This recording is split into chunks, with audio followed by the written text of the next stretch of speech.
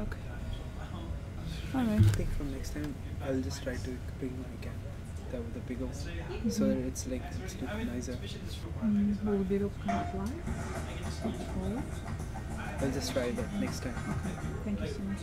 Yeah, I'll just work on the software. Okay. Thank you. Yeah. Yeah, see if it's possible to zoom in. I'll be right back. Yeah, sure. So that's why PVC was the first thing that I discovered in the US. PVC is like awesome combination.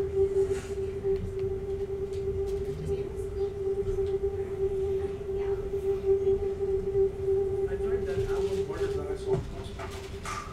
It's very difficult to make.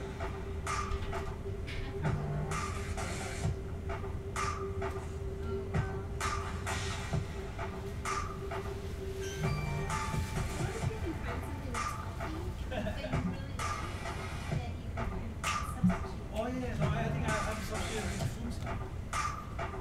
The fruits have also sugar.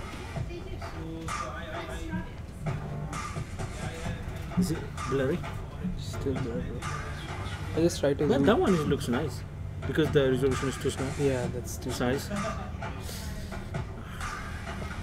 I was having the software in my computer, in my laptop, personal laptop, but recently I just formatted it. So just when I have to again install this, maybe next time I will do. I have the same camera. Do you want me to go and check? Let me bring my camera. Yeah. You think that's better? I don't know. We'll just try. We have the same branded. Yeah.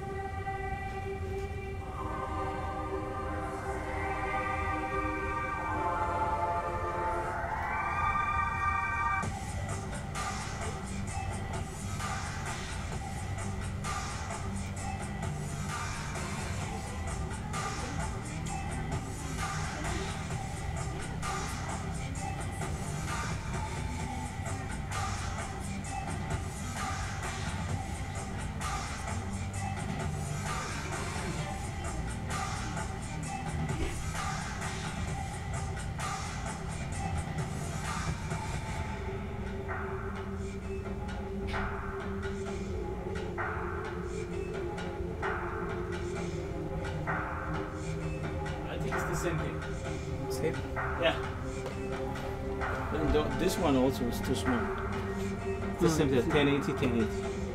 Oh, okay. I mean, different model. But do you want to check? Yeah, you can check it if you want, but I'm sure it's not going to give you any difference. Yeah. Let's try it. Okay.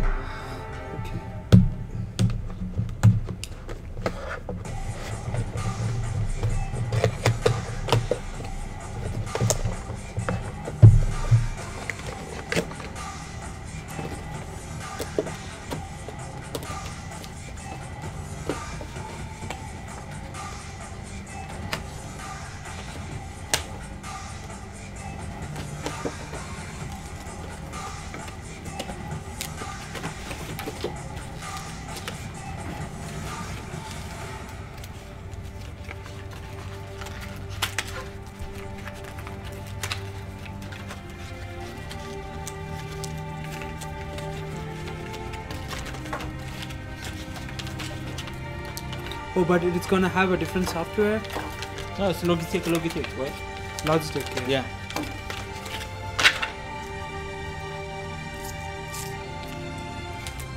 making the sound like this. Hmm? Oh, this doesn't have that. Okay, we have to take it. Yeah. Oh, this one has a lock. No, you can do this one too. Oh, it has a. Yeah. Okay, cool. When you use No, group before home in that your we'll neighborhood, just you're not see only saving Okay. money, you're also supporting local business. I mean, what kind of person wouldn't want to? I'm gonna take out this one.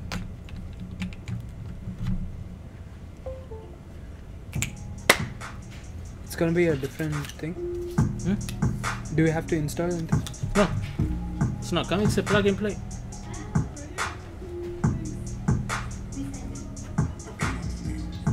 Oh, close and open. Yeah. Oh, it was in live stream. It was. Okay.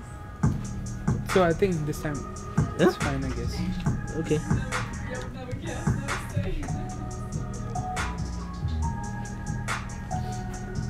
Can you plug it in the other side? One of the USB. Find the USB. Upside down.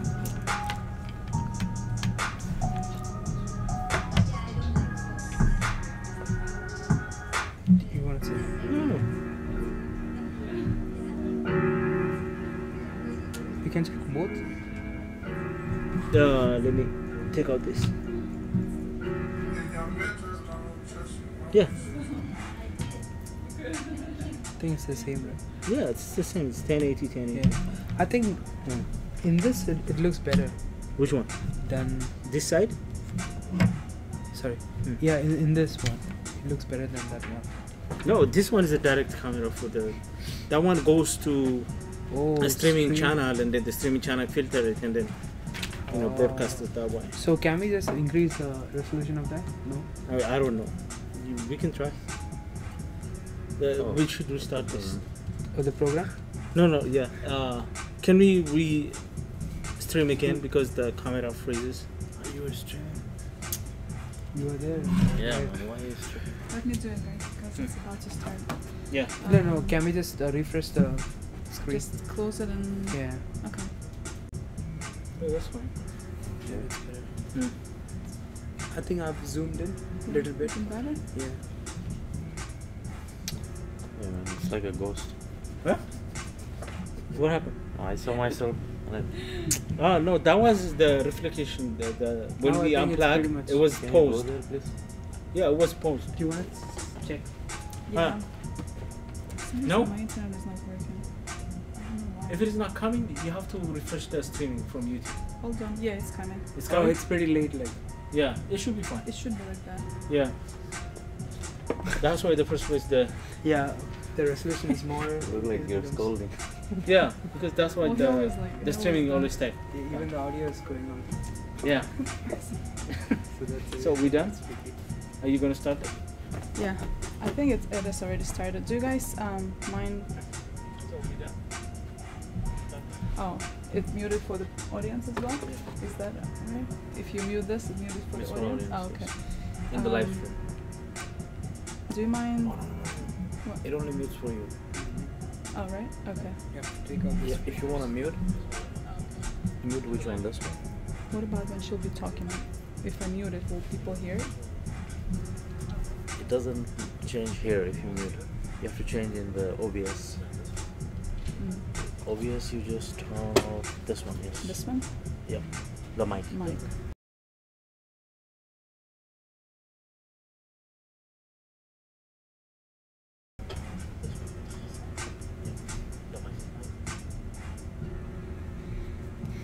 Oh, I see. Now yeah. Because everything you're streaming is basically going through the OBS, not this one. But if this one is just will for be you. just quiet for people because they will be distracted by the noise. Oh, this one? Yeah. Right? Yeah. You want to also watch it here? That's why. Yeah. Okay, yeah. Right? Then you're right, yes. I'm gonna try to, if you like maybe talk, and then I'll go and listen if the audio is Too loud. catching it. So did you share this link to the Facebook? Yeah. Okay. My connection is not working. Is your connection working fine? Oh, no, it's working. Okay, never mind. I'll go try it, okay, guys? Yeah. Just, If you don't mind, I'll like talk. Yeah, here? Okay.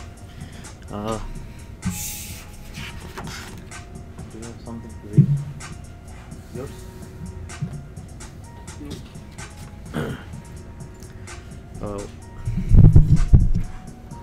We would like to welcome our guest speaker, Dr. SEDatVIU, for a spotlight interview prior to her talk on February 1st, 3:30 p.m. to 4:30 p.m.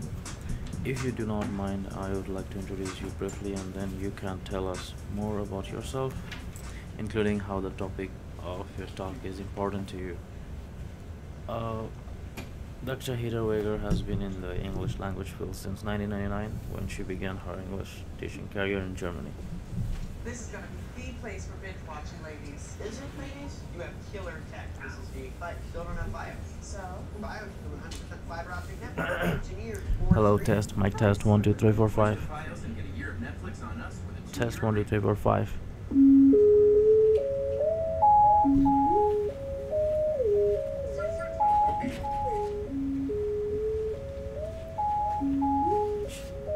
Can you turn it off?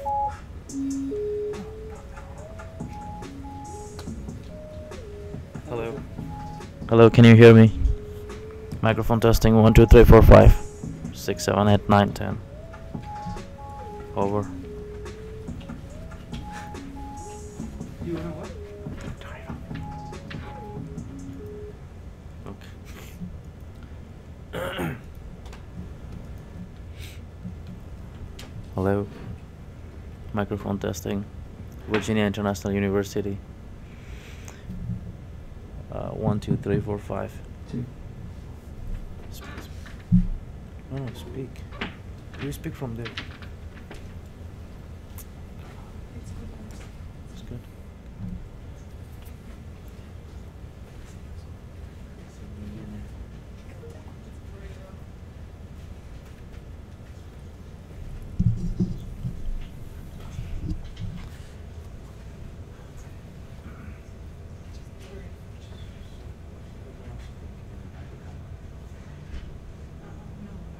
Oh, that thing.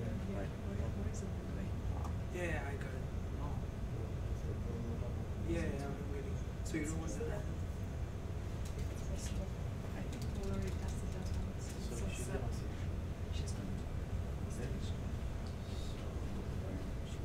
Yeah, it's better because it's under the This one doesn't miss.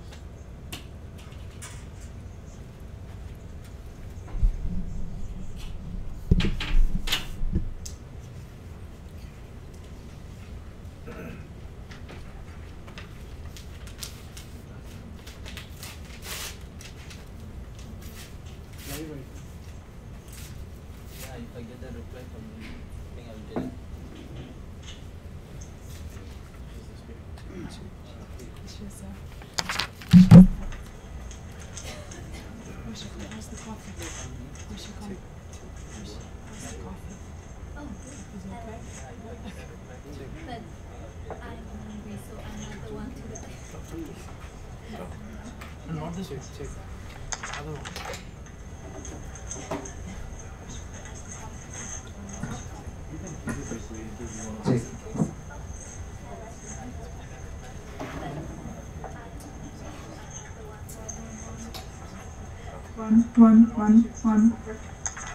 One. Hello. Testing mic.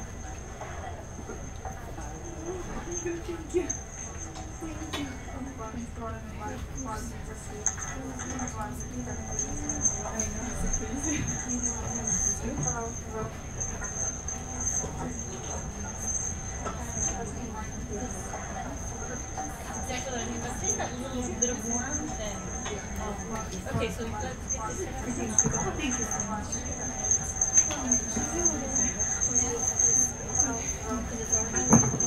Saji and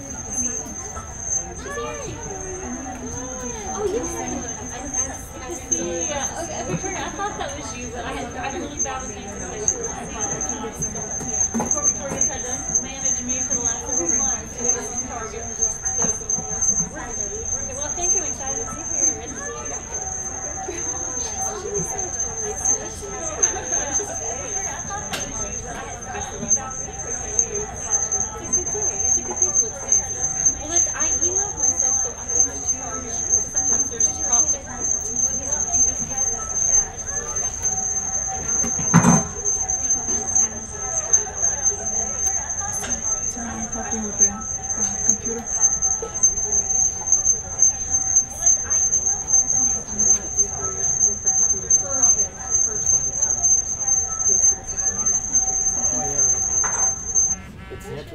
That's usually my MO.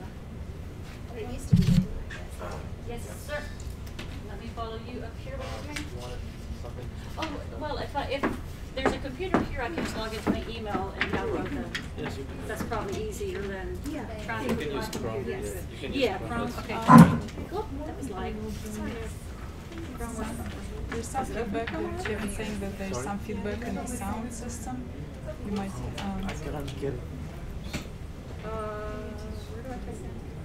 Oh, maybe it's the phone. It just stopped. It said that there is some feedback in the background. I think it was a phone. The sound was from the phone I'm gonna because come over and sit next to you guys though. so please don't keep it closer to the mic. I'm just gonna shut it down. But it's good.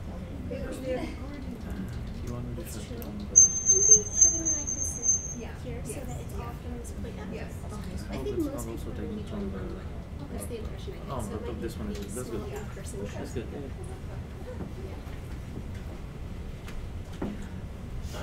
Is there anything else? No. Let's put this open. And hoping that I uploaded the right one. I know. I've just done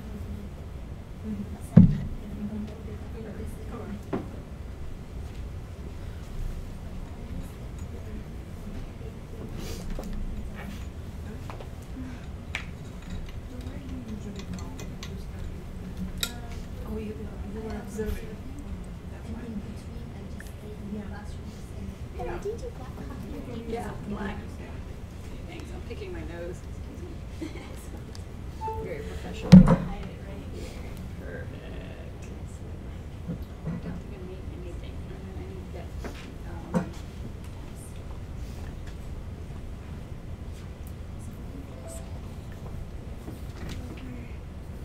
Maybe I'll move over a little bit. So not blocking you, right? Because you'll be looking that way.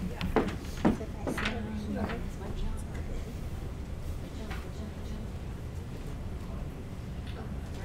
Will you be my able assistant? Sure. Become evident. Oh, okay. We didn't into them. Oh, do we have? Did Troy make copies of the cards?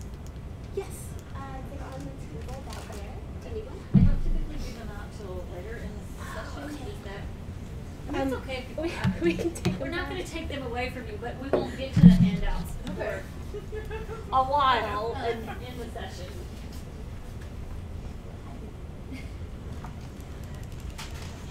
So if I'm assisting you guys sit on the end after all, I'm gonna park myself right here.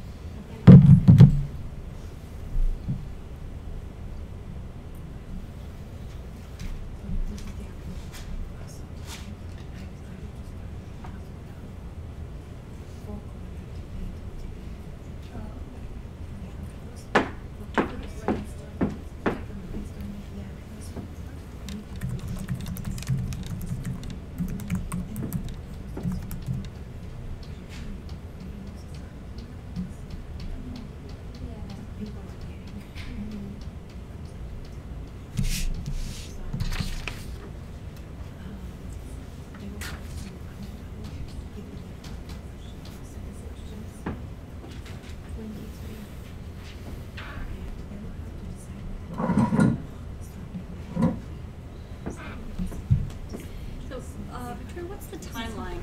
Hi! I know we have an hour, but like It's 3:30 to 4:30, and like at what point should I stop for Q&A? Okay, 4:15 to 4:15-ish stop for Q&A, okay. And also we're live streaming, so if there are some questions online. Yes, you said that in the email. Yes. Okay. Okay. Okay, perfect. Perfect. I'll remember to do that. Hopefully that doesn't happen. There's a microphone here. Yes, okay. Should I put that on? I'll put that on at the last second. Just kind I don't want to get my cell phone, so I have a time gauge.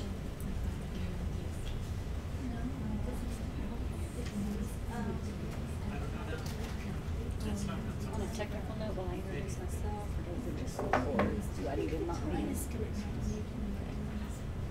That's fine. I mean, that's fine. I just kind of wanted to mentally know what was happening. Victoria, Yes. are you introducing Heather or is she introducing herself? You are? Okay. So I don't. get needlessly rid. Oh, something I should say is that the name of my organization has changed. So, depending on where you pulled the information from. Just from our latest Email back and forth, yeah. So, oh God, I need my eyes.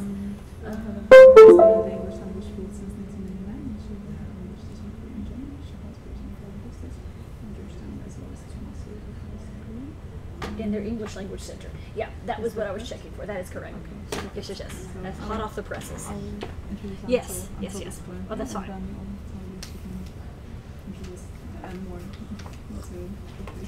Oh, no. There's no need, no adding, no adding. We'll jump into the meat and potatoes of it all. Sounds good. Thank You look familiar to me also. I was at maybe a conference last year. Ah, okay. Okay, wonderful. We definitely know you. Oh, not good. How are you, Mr. Kevin? Good, how are you? Hanging tough. Thank you for the invitation and for the flexibility of bumping from fall to spring. Oh, no, yeah, I'm Spring. glad you're able to come. Yeah, well, I am too. So we transitioned to new location and new schedules, and that kind of messed me up for the fall. So that's why I had to get my head back on straight. When is our next board meeting? Not until April or May, right? It's not. Oh, that's right too. Yeah, Oh, you yeah, might we know should her from come the on, board meetings. Mm. Because you would have seen her at the around. Yes, the table. I'm the one where I get these texts that go, Heather, mute yourself. Sorry, mute. Okay. He's old enough now for me to leave him at home, so I should be able to come physically to the next meeting.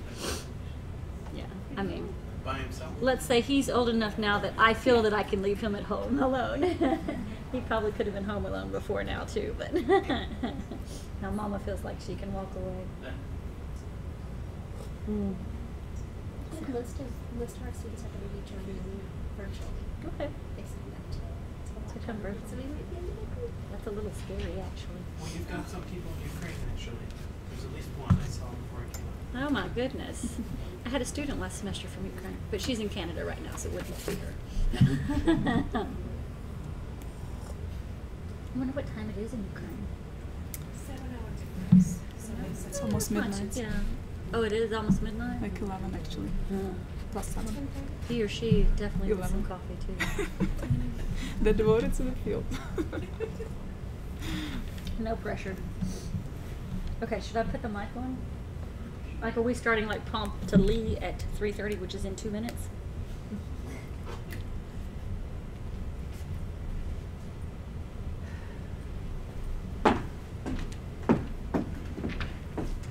Okay, is there any trick with this mic? Because I'm like, technologically challenged. Yeah, no? I don't know. I don't know how it works. These nice gentlemen are looking at me in the back. What will do with this? Be the expert. I actually don't have a belt, and I don't know where we're going to put that. Oh, you can still be Because it doesn't go, the belt doesn't go around my waist. Okay, wait, you hold that.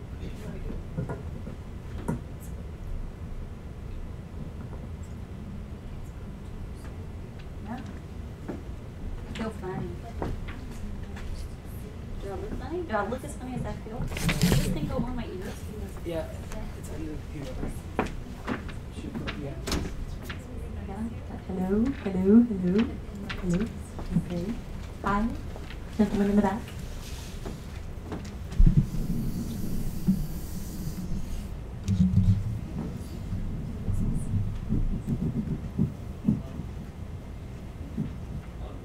If you're not careful, your breath is in the mic, which is weird. Just don't breathe. Don't breathe. For the next 45 minutes, no breathing.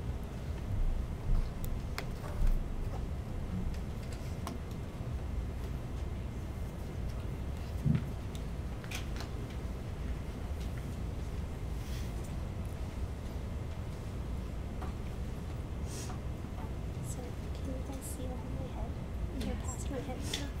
Muhammad is coming. Oh, yes. Oh, good. Speaking of big heads, is that why that came? What? Yeah. Speaking of big heads, is that why that came? I'm sorry. She Big said her heads. head was in the way. No, And no. you said, oh, Muhammad's coming. So is it because he has a big head? No. He's in big trouble. In big trouble. In my house. In everything in the world. Like I keep looking about deadlines. Are the handouts online for them? You texted. Handouts. Yeah. Okay. So people who are out there would have gotten the virtual handout. There was a link. Yeah. Okay, great. Okay. So we're going to start. If you may allow me to introduce Dr. Heather Wigger here at Virginia International University at the School of Education. I'll introduce you shortly if I may. Dr. Heather Wigger has been in the English Language Institute, English language field since 1999, when she began her English teaching career in Germany.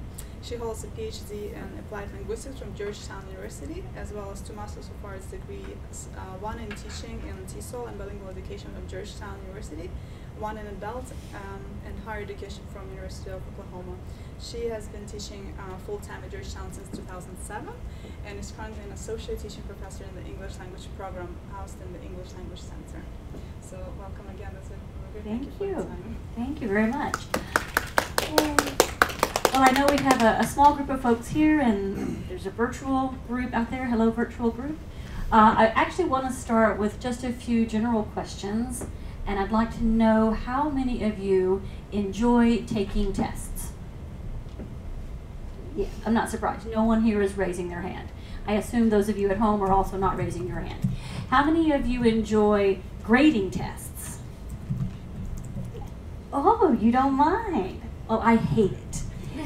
And this is a love-hate relationship that I tend to have with assessment, which is that it is a useful and necessary component of the education process. It's useful for students. Well-designed assessment can have a backwash effect, which means that it can impact the classroom efficiently and effectively, helping us to be encouraged to design more effective classroom instruction. And these are all of the good aspects of assessment. But at the same time, for me anyway, whether I'm taking a test or grading a test, it's not a particularly enjoyable experience, and it can be very time-consuming, very labor-intensive, and that's part of the bad part of assessment. And the rubric is a type of assessment grading tool that has both good and bad components to it, and it's that tension between those two areas that I find interesting. And navigating the tension is necessary, especially now in our modern times. Assessment has always been a part of the educational landscape, but in more recent years it's become a touchstone for good practices. And there's a heightened awareness for transparency and alignment of student performance and student grades, and assessment fits within that paradigm. And so today I'm going to talk with you about one particular component of assessment, and that component would be the rubric. We'll start with a brief overview of some of the principles of assessment design, then look specifically at rubric design, and I'd like to spend a good bit of time dealing with some of the challenges that rubrics present to us. Now, the rubric, before we move any further, since that is the basic topic of our talk today, the rubric itself is not the assessment event in total. It's only one part of the assessment event. It's the way that we give a grade to a particular event. And the rubric was fundamentally created to try to address an apparent, I've forgotten the word I want, seemingly arbitrary assignment of grades for different types of products. So when I think back on my own educational experience, I was the geeky reflection here. I was that A student from high school that went to college and got that first B on a major paper, and I was like, oh no, what have I done? How did I get a B? And when I looked at the paper prepared for some sort of feedback or comments, there were really none. Maybe a few question marks here or there in the margins, but I didn't really have a good sense or understanding about what had happened and how I had fallen short of the grade that I had hoped to receive. And when I became an educator myself, I began to notice early on in my career that a student might be giving a presentation and have absolutely nothing interesting to say, but they were very fluent. And then I had the student who struggled to present information, but the information that they were giving me was actually quite insightful or quite interesting. So I had this tension that I had to figure out how to deal with, how to differentiate those two performances, how to help the students understand what they were doing well and not well on those two different performances, and also grading, assessment inherently needs to differentiate between high and low performing individuals, and so I needed to create assessment means to help create that differentiation for grading purposes. So those are some fundamental topics and issues and challenges myself that led me into this discussion or discovery of the rubric as one means of managing the different tensions. So as a quick beginning here to the concept of assessment, we often use assessment and test interchangeably. I myself do it as well. In some ways they're synonyms, but actually when we think about the two terms, they do have different scopes. Assessment being the larger scope. Assessment can be both informal and formal, and it's the formal understanding of assessment that we can often gloss as being a test. And a test, in contrast, as you see here on the screen, is something that's often considered to be explicit and also structured. I'd like to give you two quotes to consider for a moment. The first is, they're both by the same person, by Brown in 2004, and the first quote focuses on an understanding of assessment, sort of the philosophy behind assessment. A good teacher never ceases to assess students, whether those assessments are incidental or intended. And if you'll contrast that quote with another quote by Brown, a test measures performance, but the results imply competence. So I'd like to give those of you at home a few minutes to read and think about what those two quotes are trying to tell us about assessment versus test. And for those of you who are here, if you would think about those for a moment and also share that comment with your partner, with someone that's sitting close to you.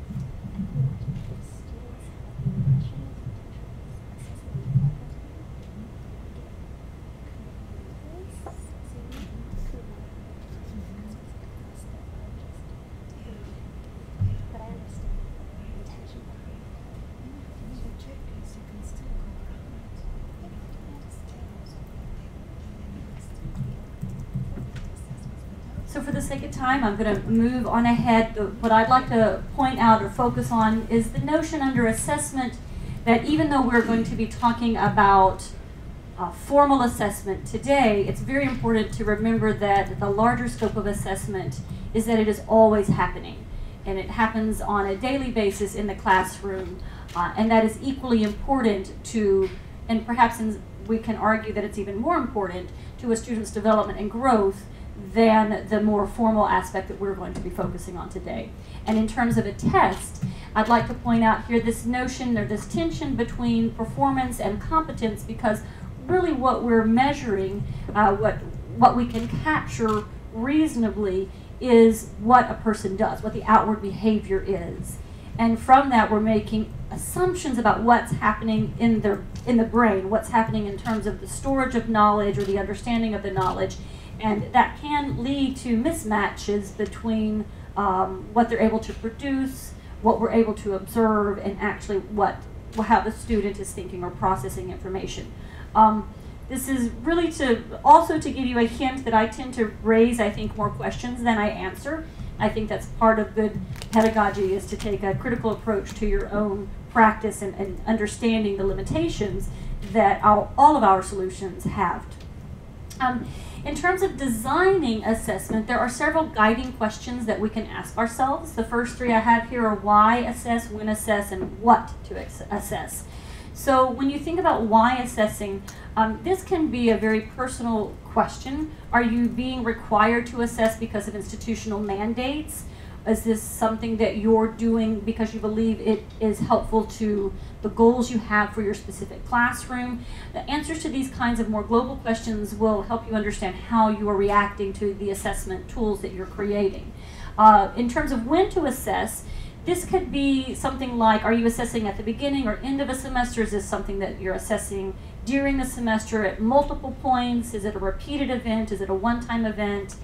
And the third question, what to assess, is focused on the topic or the content. Are you trying to assess content knowledge about a science principle, about a mathematic equation, about a theory of international relations?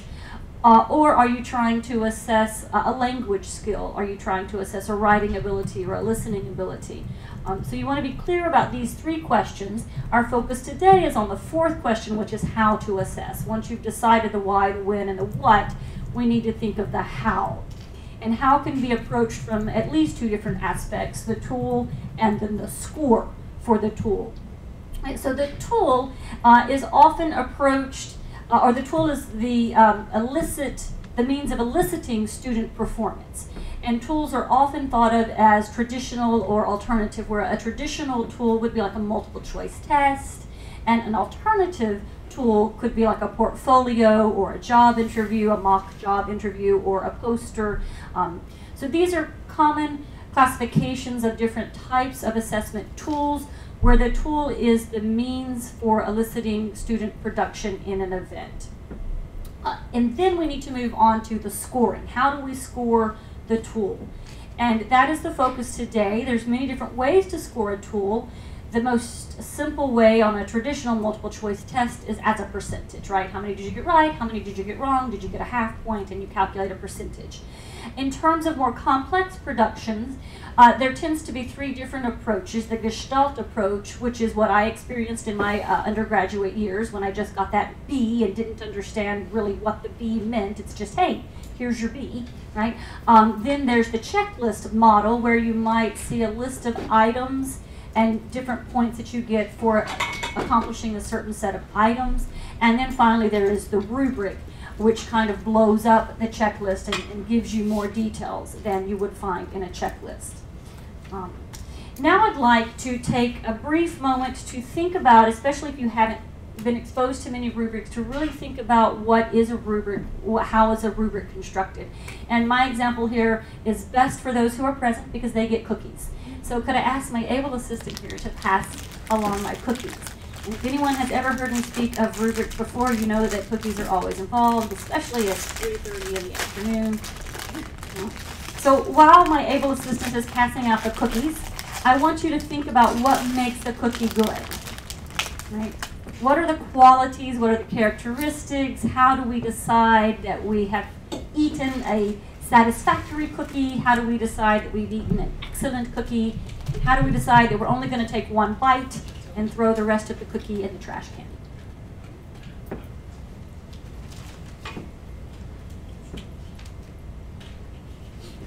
So those who are here, give me some ideas of what makes a cookie a bad cookie, what makes a cookie a great cookie. Any idea? Texture. Texture. Okay, the texture of the cookie. Ingredients. What are the ingredients for the cookie? Organic. Mm-hmm. Gluten-free. Yeah. Any others? One more maybe? The textures, the ingredients, Taste. the taste of the cookie would be an important one. Right? The timing. The timing? If I'm not hungry, so. Ah, this is a good point, right? Oh, and we're getting at something that will come up again a little later, which is the subjectivity that is inherent in a rubric, right?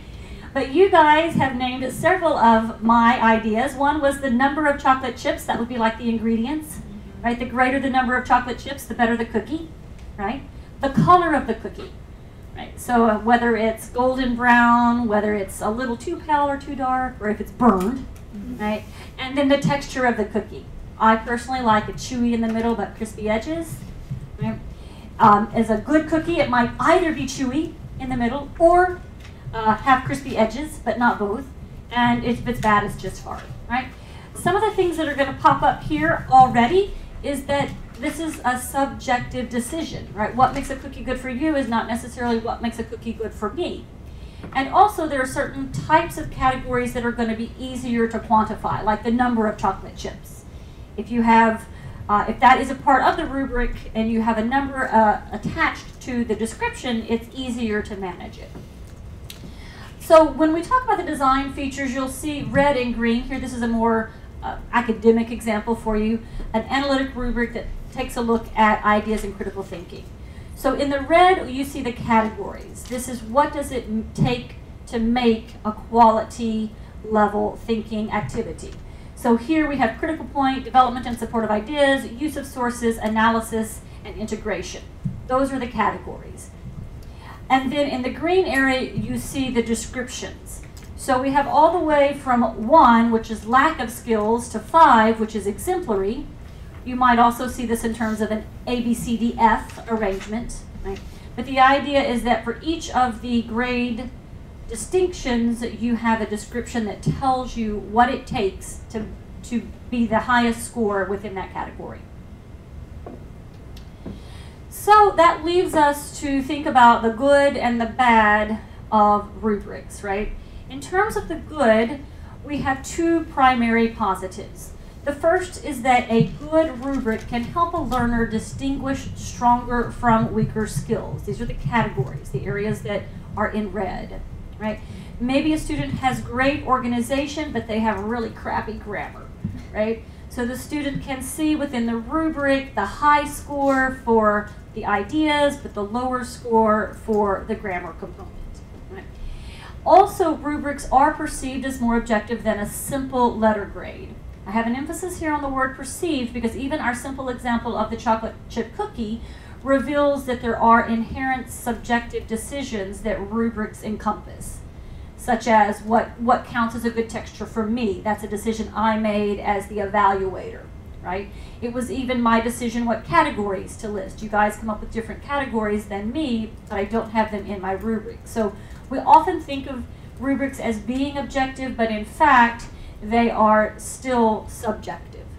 The other bad of a rubric is that they certainly can be unwieldy, especially for low-level learners to comprehend because they are often text-heavy. Right? So reading and understanding the rubric itself can be a challenge for even advanced students and certainly for students with lower skills. So we'd like to focus now on how we can balance some of those goods and bads. We'll take a look at design features in terms of the good side of rubrics and then also take a look at the challenges. So for design features, because I'm a language specialist, I'm going to use examples that come from my field, the language field, and I'm going to think in terms, first of all, of a written essay. So when we break down a writing product, we tend to break it down into these categories. These are what I think are the ingredients of a good essay. You've got to have good content, good ideas. You have to organize those ideas well. As you move up in your proficiency, you're also expected to draw on outside sources to support your ideas. It's not just your opinion, but your use of sources to support your opinion. And then we have vocabulary and language use. And then we also have formatting and mechanics. Okay, so formatting and mechanics would be things like if it's typed correctly in the correct font and format. Basically, the joke I tell my students is whether your essay has on a swimming suit or whether your essay has on jeans or whether your essay is dressed in business clothes, right? You have to have the right attire for the essay that you're writing or for the product that you're writing. Now, many rubrics will take the use of sources and collapse that into the content. So I've given you these 1, 2, 3, 4, 5 areas, but that doesn't mean that there are always 5 areas. It doesn't even mean that these are the only 5 areas, but this is for the example. The second example that I want to give you is how we have the categories for oral proficiency. So we tend to think of these types of events as being something like I'm doing right now, which is a formal presentation. But it could also be a poster presentation. We could think of these types of categories for job interview, interactive type of events, for example.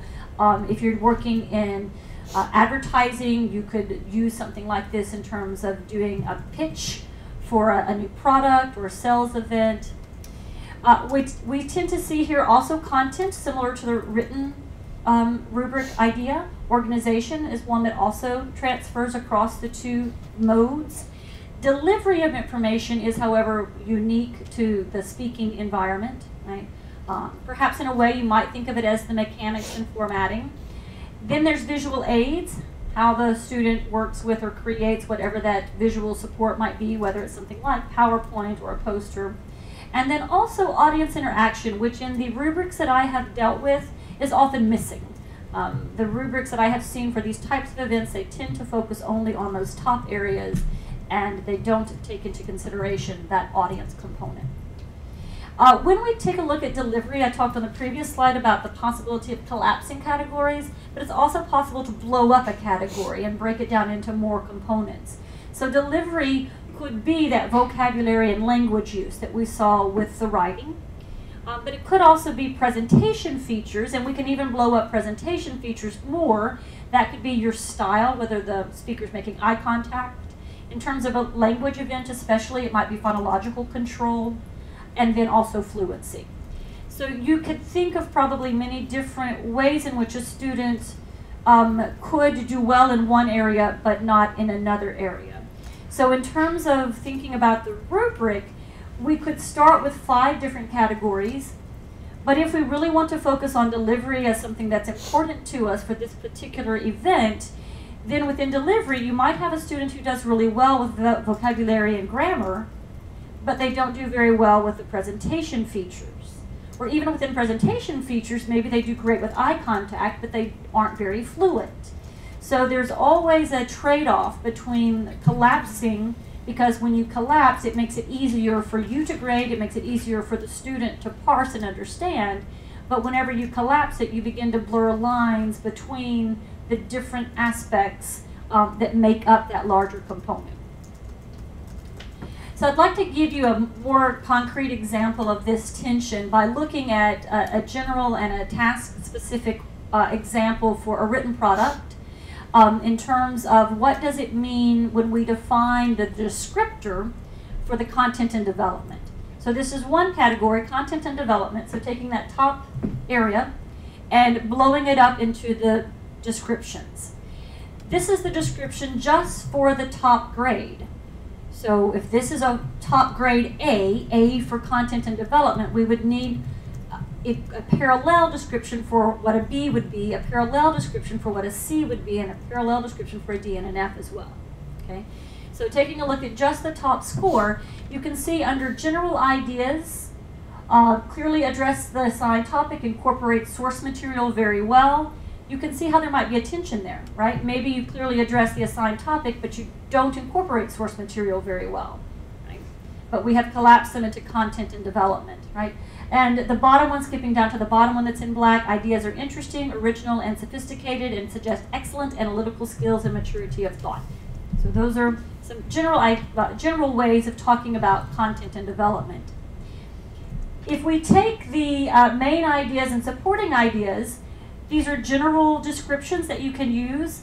But if the type of essay that you're working with is a persuasive essay, for example, we might remove those main ideas and supporting ideas and instead give more specific details, like 3 points in favor of speaker's position are clear. Right? Use a wide variety of evidence. Possible counterpoints are raised and thoroughly refuted. So this is part of the tension. Right? Do you have general descriptions that basically fit for any writing product, or do you need to be more specific in what you expect students to do? Let's take a look. Oh, I'm sorry. I wanted you now to take a look at your rubric, your handout.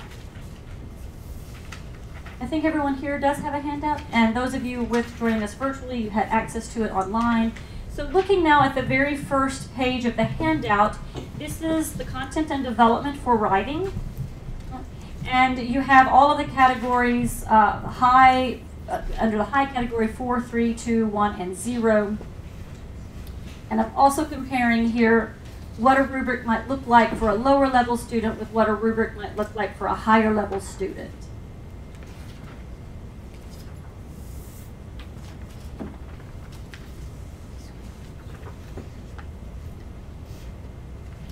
So a few things that I want to point out here.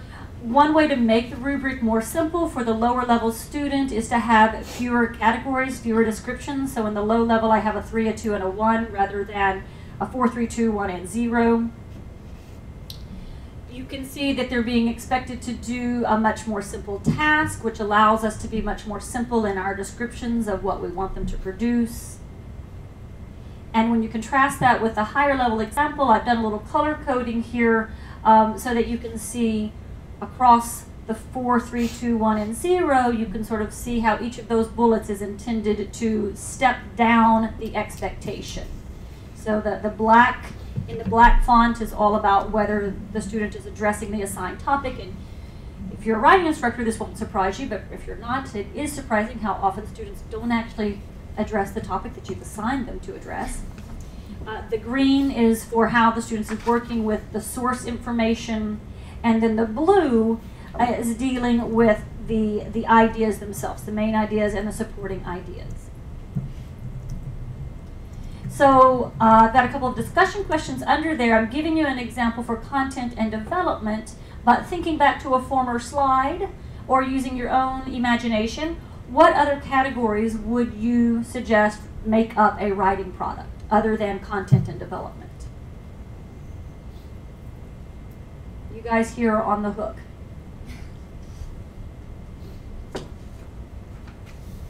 This is the test.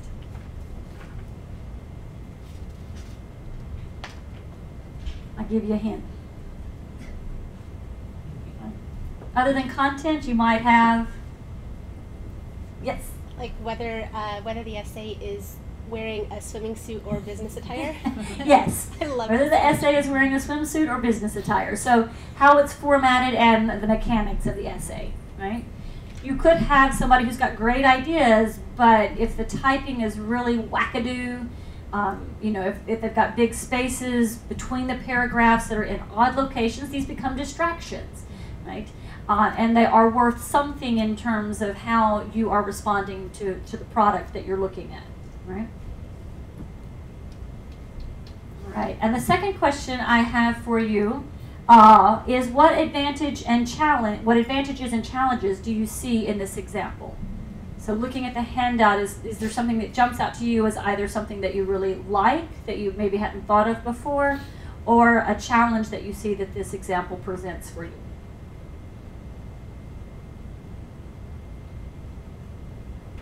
Mm-hmm.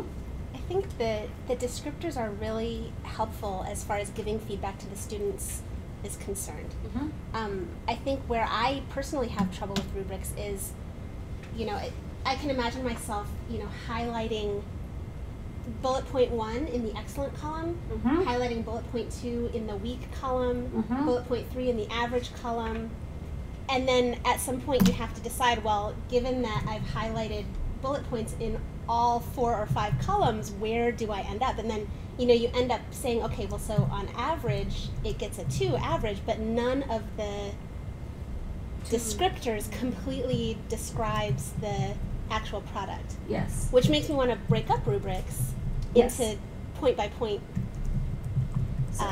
Yeah. Thank you for that segue, that was not planned, into some tips for these challenges and this idea of collapsing versus and weighting and ignoring categories. Right?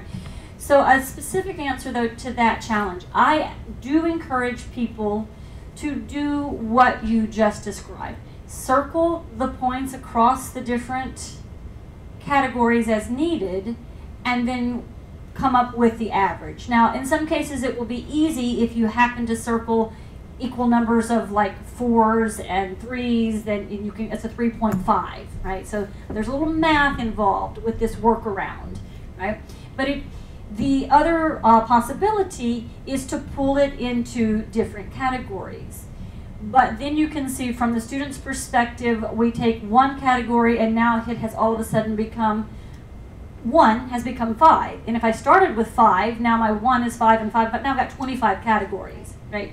So rubrics are presented to us as a way to help students break down a complex task into these the components that make up the task, but we are doing a disservice to the complexity of the task. We're doing a disservice to the complexity of the student output if we aren't aware that the rubric is still not going to eliminate some of the tensions that we see in a complex production. The best that I think that we can do is to come up with ways around it, and one way might be to do the average. Another way to deal with the challenge is to think about how you're weighting categories. So if you have 5 different categories, does that mean that they're all worth 20% of the total grade? Right. Depending on where you are in a semester, or depending on how important a topic is to you as the instructor setting up the design of the test, you might decide to weight content times 2, or you might decide to weight grammar times 2. It depends on what you set up as the goals and objectives for the assessment moment. I think what's most important is that you're transparent with the student. So the student knows, hey, in this essay, what's most important, what's getting the highest amount of grade weight, where I need to put my biggest focus is on the content, not on the grammar. Or, okay, this time, she's really coming down on grammar. We've had all of these lessons. We're 75% of the way through the semester. I'm expected to have a higher level of mastery of these accuracy points. And so now grammar is actually going to be 50-50 with the other elements of the rubric, right? And also the idea that it isn't necessary in terms of, from the student perspective or the instructor's perspective, that you grade all aspects of all papers at all times, right? So these are all questions that you as the instructor can grapple with, and you get to make those decisions, or your institution makes them for you and dictates them to you, in which case you have maybe less flexibility with dealing with this particular challenge. The second challenge is that we think of rubrics as being objective, but they are inherently subjective. And so I have here, this is not on the handout, but this is on the slides. These are common ways that you will find descriptors written. And I'd like to focus for the moment on the 0 column, like what gets a 0. Under comprehensibility, this is an example for like ways of doing oral speech. Often you get the 0 means that it's not comprehensible. That may be true and accurate and useful for a beginning level student, but as you move through your language studies, if you are advanced and you are still not comprehensible, like that should not just be so low on the rubric. Like that should come into play much earlier in the rubric design, right? So let's take a look at a more concrete example to try to demonstrate this. I've worked with an institution before where you have a multi-level program. So you have students moving upward through the ranks of the program. And we wanted to design one rubric that could be used in multiple classes, right? So what that ended up looking like was what was once the highest grade for whatever the category was. So whatever got the A, when you moved up into the next level, that same descriptor showed up as what was a B. And when you moved up into the next level, that then became a C. Right? So an advantage of this type of approach to creating vertical coherence is that students will see the same rubric across multiple classes. That diminishes the weight, the burden on the student to understand the rubric, because it's not constantly being populated with new descriptors, right? And at the same time, it is allowing you to recognize that what is considered acceptable for a beginning student is not considered acceptable for an intermediate student or an advanced student, right? What's considered acceptable for the beginning of a semester in a math class is not going to be the same thing that's acceptable at the end of the semester. So it doesn't have to be across semesters. It can also be the notion of within a semester, right? The complexity is expected to increase, and so when we're designing our rubrics, we want to be able to reflect that. So the common default is that you get the 0 grade when it's not comprehensible, but yet that is really not necessarily an accurate description It might be much more punitive much earlier in the rubric process if you're a more advanced student. An analogy could also be like the undergraduate student is expected to produce writing of certain levels. A graduate student is expected to present writing of different levels. That's the tension here. The next tip that I want to talk about is the idea, oh, I'm sorry, one other example. This one is on your handout. Take a look at the back of the first page.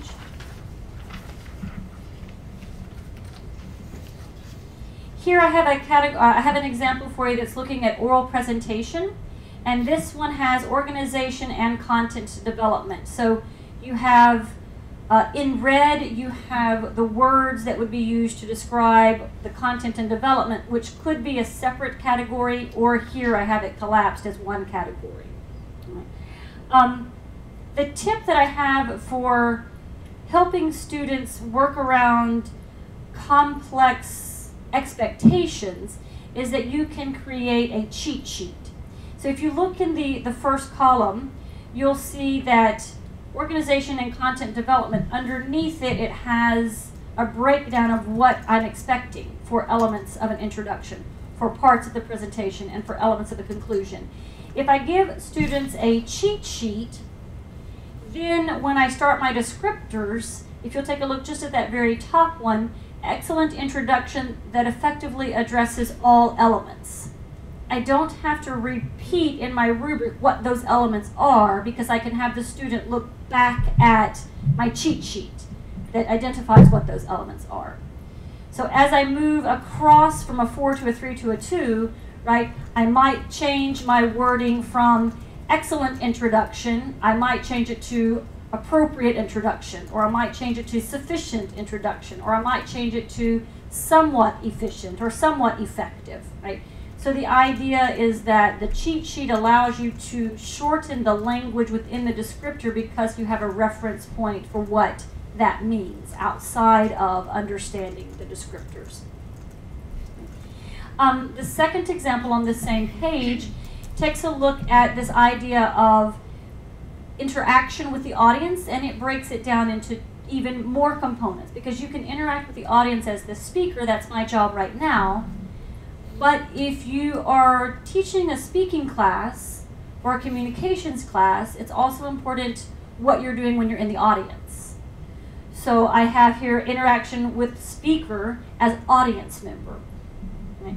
So in the second example, if you'll take a look, one thing I've done here to try to help a student parse the different categories is I've underlined some of the key words. So interaction with audience as speaker, excellently interacted with audience during Q&A without outward signs of nervousness. And that changes to though visibly somewhat nervous. Okay. Here we also have to be careful because someone might be very nervous internally, but that's not what I'm able to see, right? I'm talking about what am I seeing from the outward side. What's the behavior they're displaying? So excellently interacted without outward signs becomes, though visibly somewhat nervous. Right? And as you move across the categories, you'll see other words underlined as a means of trying to help the student understand the differences between the high and the low score. And then you can see we can collapse the categories, organization and content development together. We can break them apart. Under Q&A, we could have Q&A as one category, but we could also have Q&A as two different categories. And here we want to go back to thinking about when in the semester is it happening? Is it necessary to record or grade this component at all times for all presentations or not? So one thing I've got two discussion questions here for us are to think about what interacted means. So I've used the word in the Q&A example, excellently interacted with. What does that mean? What does it mean to interact with? And so how could we create a cheat sheet that the student could understand better what I mean by interacted? So let me give you a minute to try to think of an idea. If you're here with someone, you have the ability to brainstorm with a partner, right? What do you think interacted means?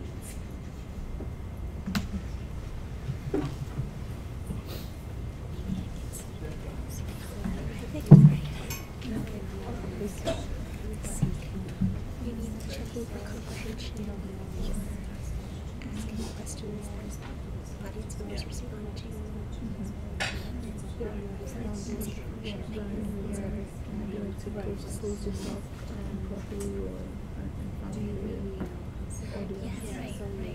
But don't put your back to the audience.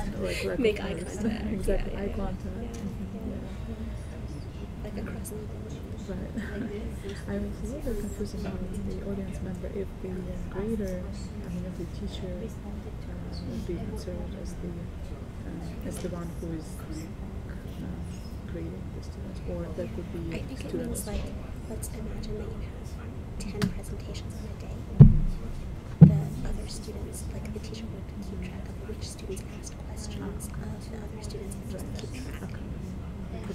Could those be students as well, asking questions? Yeah, so students in the audience asking the student presenter. And the teacher can... And the teacher would record.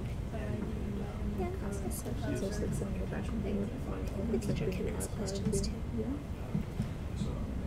Usually, I used to do that before, just wasn't sure.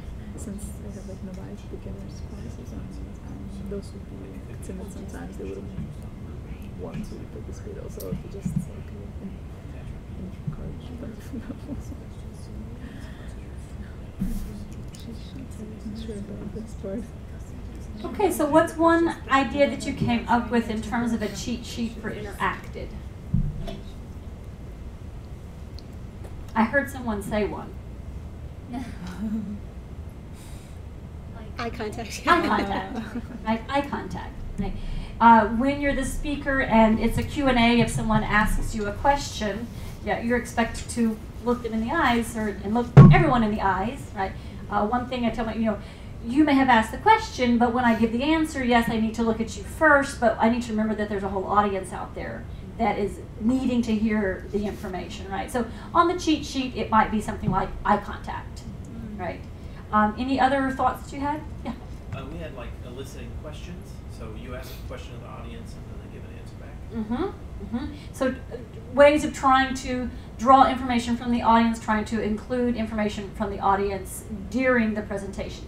Now notice here, I put during Q&A. So in the example that you just gave, that's actually not during the Q&A, and so we have a problem with our rubric. That's a great characteristic. I either need to fix my rubric to allow that to be considered here, or it needs to be its own category, or it needs to show up somewhere else within the rubric, right? So part of the great thing of working with a rubric is unless you are stipulated to use a certain rubric, right? Unless you've gone through a piloting and you've decided that this rubric works for you, as you begin to use the rubric, you're going to discover ways that your rubric is not meeting your needs. And so you'll want to be able to be flexible and change the rubric, again, to the extent that that is what your working conditions allow you to do. This makes me want to go home and change my Q&A rubric as well. As the audience member, what instructions do you think I need to give to the students before presentation day happens? Really the question here that I want to get at is we don't want to surprise our students. We don't want to wait until after the event has happened and be like, haha, you got an F for that, you didn't ask any questions. And the student's like, oh, I was supposed to ask questions? Oh, I was supposed to ask more than one question? Like, you do want to be transparent with your students about what your expectations are for them. And one reality that might help you in this particular circumstances is also to assign students to ask questions of their classmates, if that fits within your working framework.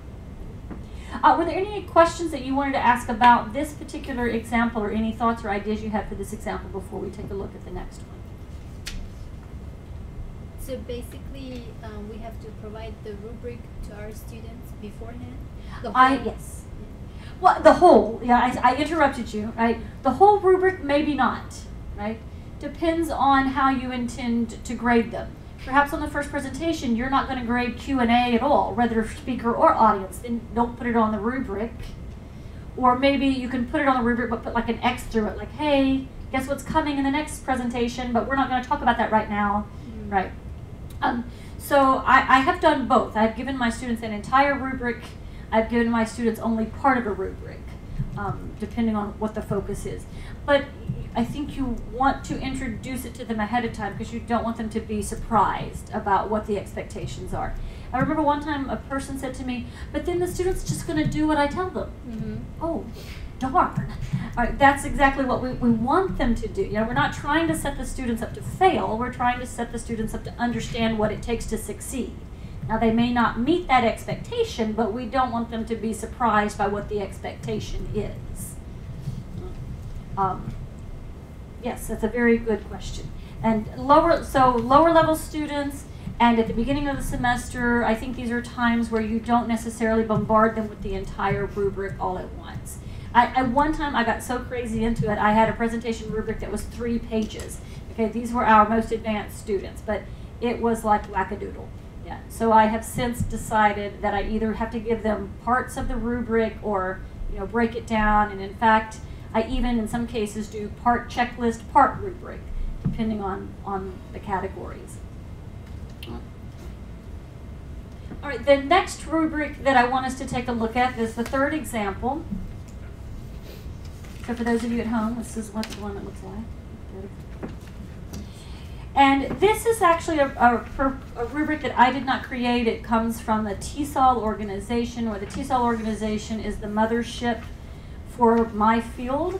And this is what I'm doing for you guys today is something that many of us get together and do at this particular conference, where we present teaching tips and ideas and strategies for our fellow practitioners. And in order to make those presentations, we have to write a proposal. And that proposal then gets evaluated. And this is the rubric that my organization uses, this is part of the rubric that my organization uses to rate those proposals. And the higher rated proposals are accepted. All right. So I've circled here for us a few areas that I want you to look at. I've given you 2 categories, the category of purpose, participant outcomes, and session type. Session type means in this context, it could be that you're giving a presentation, that you're making a poster, that you're leading a discussion.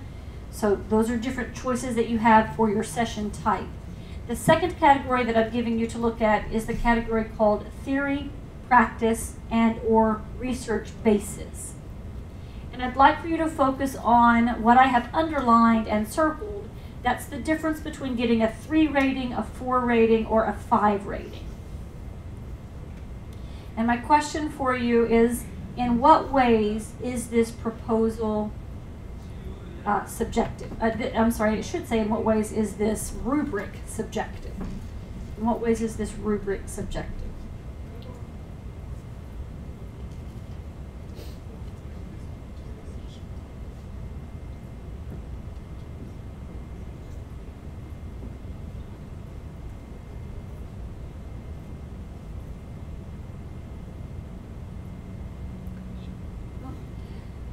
I'd like to know the difference between the proposal matches and the proposal is appropriate.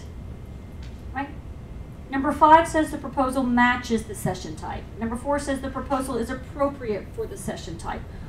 Now we have to get into a discussion of what is appropriate and what is matches and how are they different. Here we have, in 5, we have the objectives and participant outcomes are very clear and just are clear. Are stated or implied but may lack sufficient focus.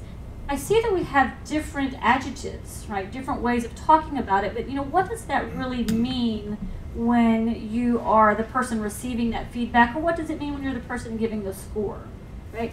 I have an understanding of those terms, and that's what makes this process still subjective. So rubrics are great, and they're a good strategy that is more advanced than what we have done, but they don't solve all the problems. And I realize I've talked my way into only having 10 minutes left. So let me give you my last tips. Turning to the next one, to the next page. Tips for challenges, right? Choose the most useful scoring mechanism. Don't feel that you must always use a rubric. A checklist might suffice, and that is your last example, right?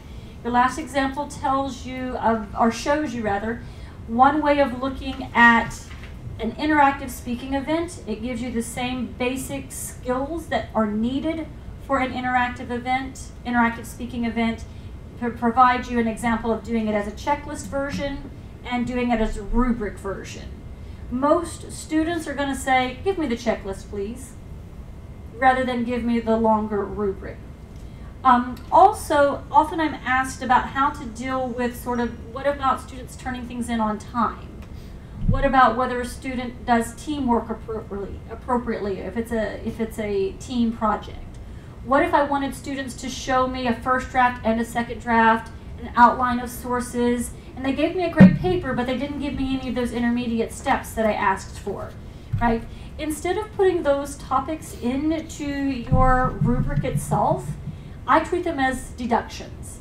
For each of these categories, or for each of these requirements that you don't meet, it's a half point that you lose on the total grade.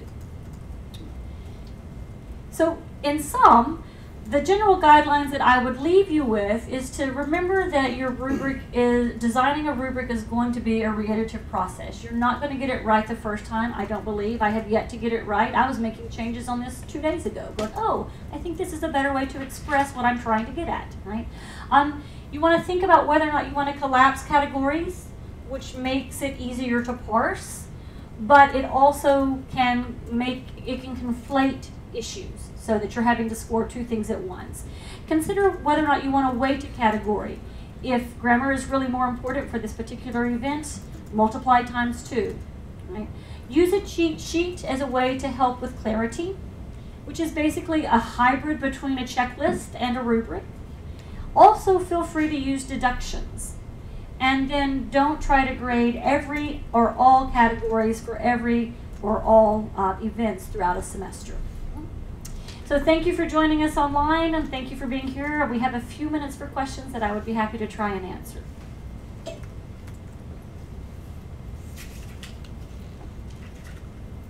Yes, ma'am.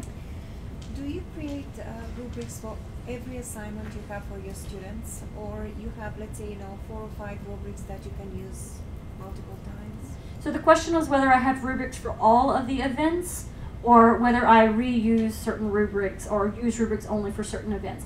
Yeah, I only use rubrics for certain events. I think that there are some activities where a rubric is more trouble than it's worth, right? Especially if you think about having to socialize the student into the language of the rubric. So I also use checklists for different activities. Blog posting, for example, is something that it's a quicker activity that I want the student to do. I might use a checklist for a blog posting. There's no reason why you can't use a rubric, but I just personally don't for that type of event.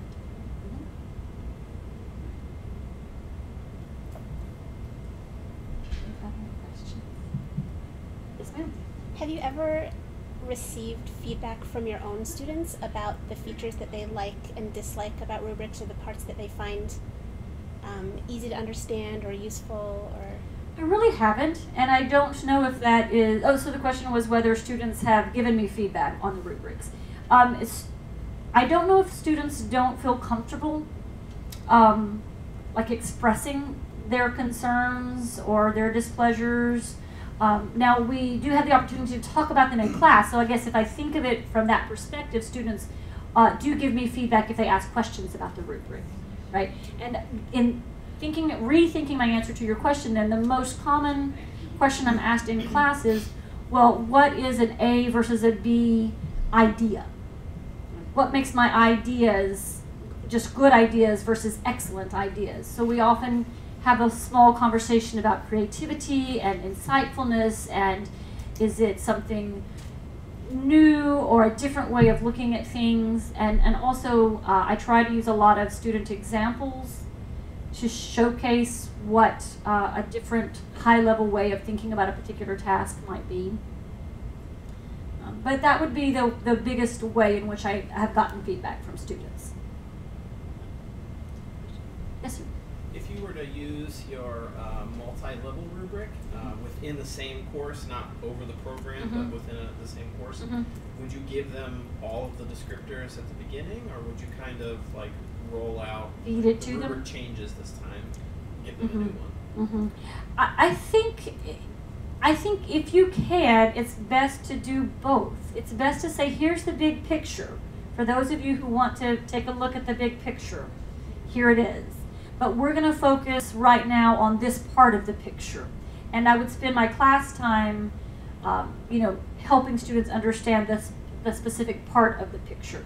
Because different students are going to be able to take and use the information in different ways, right? So for the student who can juggle that much information at once, that student is probably going to be okay looking at it outside of class and maybe coming to you individually. Right? But for the larger class purposes, I would focus on what is necessary right now. Yes, ma'am? There's a question from our online viewer, Irina Zhirnok from Ukraine. That's actually like a comment and a question, I guess, to you if possible. What is the role of the student in creating a rubric? And it seems like as for the presentation, they often decide on the rubrics together with the students by answering a question, what makes an effective presentation? And for example, during the module and presentations, formative assessment is focused on separate rubrics, whereas the summative one is based on all the rubrics identified. So can you give any recommendations on what adjectives and adverbs are to be used in rubrics describing performances? Well, you can look at so there's a couple of things happening here. The comment is about student involvement in creating the rubric. I will often do sort of what I did with you guys, sort of, like here, like, what do you think makes an effective writing product? And don't show them my list, right? So they aren't actually generating, they haven't actually led me to making significant changes, but often we find out that what they bring up matches what I have, right? So it's also a good way to introduce the concept of a rubric to them. The second part of the comment from overseas was a question about giving examples about language that you can use in the rubric. So there it went. This would be one set of adjectives, adverbs that I have seen frequently used within topic and content, moving from fully address or addressing a topic well, to mostly addressing a topic, to somewhat addressing a topic, to weakly addressing a topic, to they don't address the topic. Language use, there's no errors. I have a big problem with the use of no. I don't think that's, as we've been here together, I've seen 2 typos in my own slides. So minimal errors versus few errors versus some errors versus many errors versus severe errors. Okay. So this would be one set of language that I have seen suggested for use in rubric design. I think you could also take a look at the examples that I've given, and you could distill from that additional examples of ways to differentiate across the categories. Thank you. Yes, sir? Are there maybe problems with using terms like this? Absolutely. Which one do you think is the easiest? Absence. Absence of, yeah. Severe problems. Like it's pretty typically easy to do the 4 and the 0. Right, it's that middle ground that gets a little bit messier. Also, language use tends to be easier because grammar mistakes are something that are easier to count. Anything that you can count and put a number to is going to be easier to manage. That's why I try to use sometimes like that cheat sheet. So if I say there's 4 elements, and then I will work sometimes to think of 5 elements. That way I can say if you have all 5 elements, it's a 4. If you don't, it's a 3, it's a 2, it's a 1, it's a 0. Like, if you can find a way to make it more mathematical, you're going to make it easier to rationalize the score. But I find these terms to be problematic. I find that to be, in my opinion, this is the biggest challenge of using rubrics. They're presented to us as being objective. They're presented to us as taking subjectivity out of the grading process, but they do not. We still have that challenge that we have to be aware of. Yes, sir? You mentioned that we have why, how, and the tool, and then the score. So based on the score, we have to get a plan after that, later on to put the students on. So should this be included in the rubric that the students are aware of what's coming next, then if they achieve the score or that grade? Well, I think rubrics in that regard are very flexible. So if there's something that's important to you, some aspect of the class arc of what's going to happen from the beginning to the middle to the end, of the class, that a rubric allows you to put that into the design of the rubric. So, or you can treat it as a deduction to take away points. So I used to give students points for doing all of the steps that I wanted them to do, and then I realized that I had students that were getting higher grades than I wanted, than I felt that they really truly deserved, because they were just checking the boxes that I gave them to check. And so that's when I realized, well, instead of giving them points for doing it, let me reverse that logic and take away points for not doing it. So if you wanted to work score knowledge into the rubric, I think that you could do that. Make your rubrics work for you. Don't work for the rubric. Sorry, Yes, one more question. Yes. I'm sorry we're out of time, but how about peer evaluation by students? Use of rubrics used. I think I would actually not use a rubric with peer-to-peer evaluation. I think a checklist version is more transparent for that purpose. And I also think with peer-to-peer evaluation, there's a big burden on the instructor to give very specific details about what you want that student to look for, what that student is capable of looking for. So an example of something that I think you could look for is, does the topic sentence include a main idea for that paragraph, sort of a yes-no kind of a thing. If your citations is another great one to do with peer review. Do you see the author's last name for all the citations? Things that deal with format issues. Those are better strategies. Checklist is a better strategy for peer-to-peer than rubrics, in my opinion. Thank you. Thank you for spending time with me this afternoon, or in the case of my friend in Ukraine, the evening. And thank you, they're so very helpful. Go forth and create some rubrics. Thank you.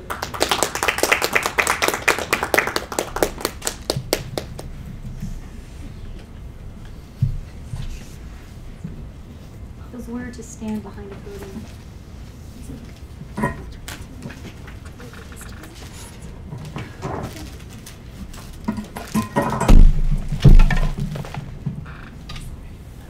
Can you get out?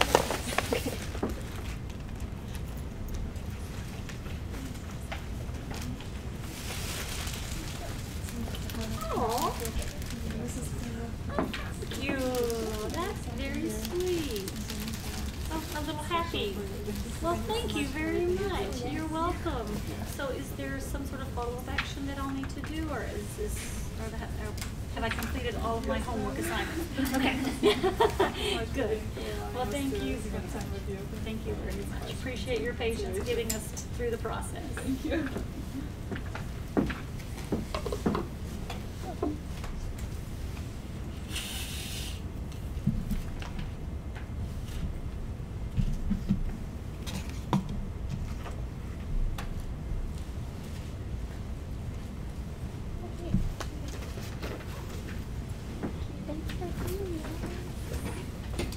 Lord, walk off and leave my cell phone here. That'd be bad.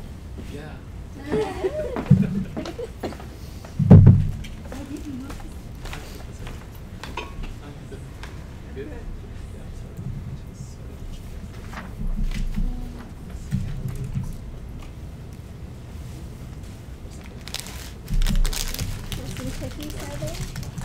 I will take one before I go fight traffic.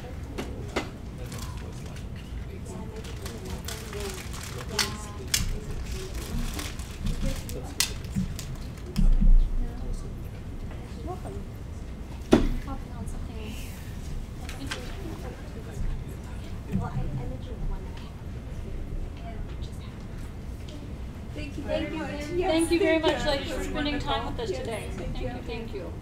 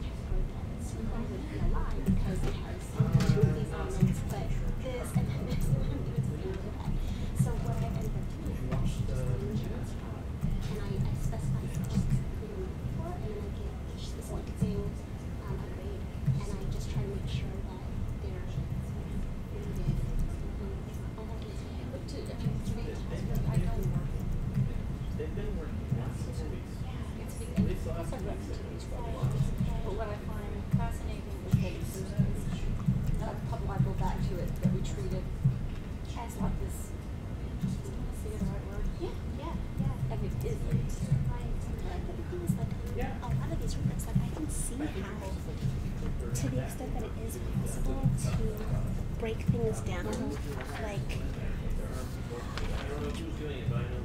like when you're able to use descriptors that make sense with adjectives that make sense and that are kind of specific to the assignment and very concrete and very understandable and descriptive, it can really, really be helpful.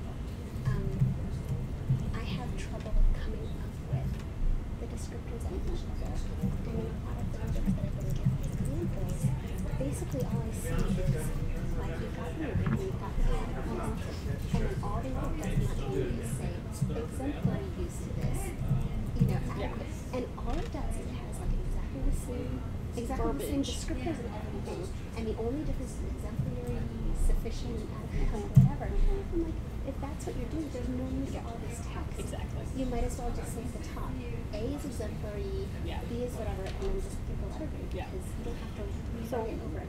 Where it still is useful is it's caused people to think about what are the categories. Right. Like, what are the components? Right. But the descriptors themselves become messy. Yeah. Right.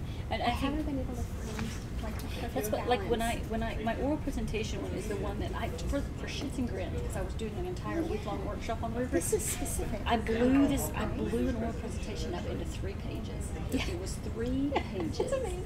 To do like each making a decision as the teacher or grading every single aspect, even if you remember. Yeah. And so that's in that one I use like a hybrid. Like for content and development I think I still had the rubric, but for visual aids it was just like points. Like that merging it together. We talk about rubrics all the time. The bad and not good. Well, I hope that this was what you had in mind. Yeah, no, it's great. a little different than what I did at TESOL. It was a little, yeah. I mean, not that you saved my ass at TESOL with the technology problems we were having, but yeah. Was that on the talk on rubrics? That was this talk, about 75% of this talk. It was tweaked a bit for the things I learned and improved on something. This was actually a better talk than the one I did. Lower energy, because it's a smaller audience, but yeah. You were both good. Thanks. Good enough. Well, I didn't have time to make that joke. Like, how would I rate on the whole presentation? I was trying to give you thumbs up because when you were talking about making eye contact not only with the person who asked the question, but also kind of like, you're doing great, man. Yeah. Well, you become it is kind of funny. You do become sort of hyper aware that you're engaging in the very activity for which you have designed. They're judging me now. I'm trying to get listening from the audience, and we're like, get it. It's like, well, because I was like, okay, well, I only have 10 minutes left for Q&A, but I have involved the audience throughout the other things. It's true. All right, let's all get on the road before. Yes.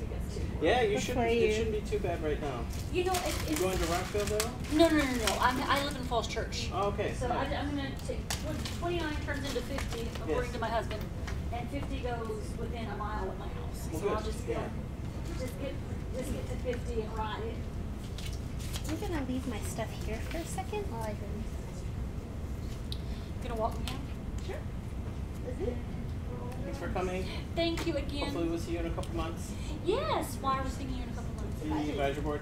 Oh yes, So and you're also gonna I'm going to try to come physically for the advisory board for the first time, and also I'm hoping to come to your conference. Yeah. At least one of the 2 days. Yeah, good. So yeah, I'm not doing anything this time, but come and learn. Good. Come and learn. We should have to schedule it pretty soon. People are supposed to do surgery and it's What is it? I'm not doing it, guys. You guys are intense.